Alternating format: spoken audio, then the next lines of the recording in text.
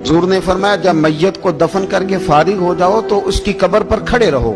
خود حضور بھی قبر پر کھڑے رہتے دفن کرنے کے بعد اور فرماتے اس کے ثابت قدم رہنے کی دعا کرو، اس لیے کہ اب اس سے سوال و جواب ہوں گے، اب فرشتے اس کی قبر میں آئیں گے، اب اس سے پوچھیں گے، اب اس کے ساتھ وہ امتحان ہوگا، تو اس کے لیے دعا کرو، قبر پہ کھڑے ہو کے دعا مانگو.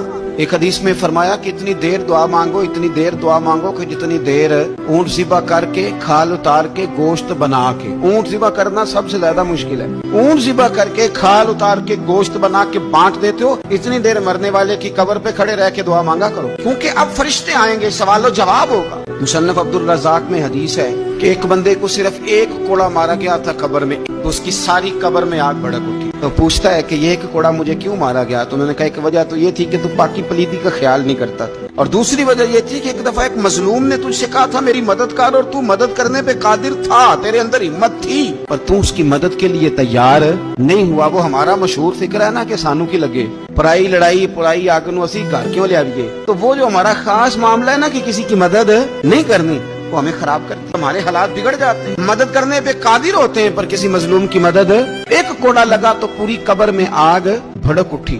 عذاب قبر سے اللہ کی پناہ مانگی جائے، ڈرا جائے، اور آخرت کے لیے قبر کے لیے تیار. قرآن مجید نے کہا وَإِذَا الْقُبُورُ بُعْثِرَتْ، جب قبریں کریدی جائیں گی نا، عَلِمَتْ نَفْسٌ مَا قَدَّمَتْ وَأَخَّرَتْ، پھر ہر جان لے گی کہ اس نے آگے کیا بھیجا اور پیچھے کیا چھوڑا. میرے عزیز، اپنی قبر کے لیے اپنی آخرت کے لیے فکر کریں، تیاری کریں.